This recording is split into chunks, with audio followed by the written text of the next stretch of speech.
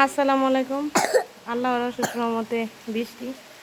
তো প্রচণ্ড গরমের সময়ও একবার আল্লাহর কাছে বৃষ্টি চাইতে ইচ্ছা করে নাই, কারণ এরকম একটা জিনিস দেখে আসছি, যেটা দেখার পরে আমার মনে হয়েছে যে আসলে আল্লাহ যেটা করে ভালোর জন্য করে। রোদ দেয়, বৃষ্টি দেয়, ভালোর জন্যই দেয়। কারণ মাওয়া গেছিলাম, ওইখান থেকে আসার পথে দেখলাম রাস্তার দুই সাইডে প্রচুর ধান। এত ধান হয়েছে খেতে যে আমি কখনো দেখি নাই, যে মানে এত ধান হইতে গাছই দেখা যায় না, শুধু ধান আর ধান। আর এই ধানগুলি সবই মানে পাইকা গেছে এরকম। তো ওই সময় বৃষ্টি হলে কৃষকের অনেক বেশি ক্ষতি হইতো, সেই জন্য আল্লাহ তাআলা বৃষ্টি দেয় নাই। আর গরমে তো আমরা পাগল হয়ে গেছি, অনেকেই চাইতেছিলাম যে আল্লাহ বৃষ্টি দাও, বৃষ্টি দাও।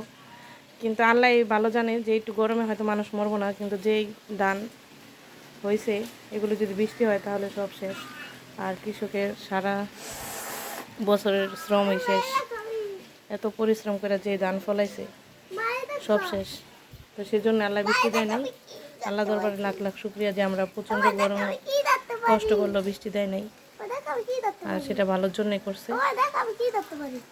আর আশা করতেছি যে এতদিন ওই পাকা ধান তুলে লাইছে, আর পাকা ধান তোলার পরে এখন আল্লাহ বৃষ্টি দিছে। তো আল্লাহর দরবারে লাখ লাখ শুক্রিয়া। আল্লাহর যে রহমত, এটা আসলে প্রকাশ করা একদম অসম্ভব। অসীম দয়ালু আল্লাহ, দয়ার সাগর। ওকে, আসসালামু আলাইকুম, আল্লাহ হাফিজ, বাই। আমাকে পাইতেছো সলমনে বৃষ্টিতে বুঝছো কি? সলমন আম পাইছ? একটা চালে একটা পড়ে রয়েছে, চালে ওই যে চালের মধ্যে একটা আম পড়ে রয়েছে।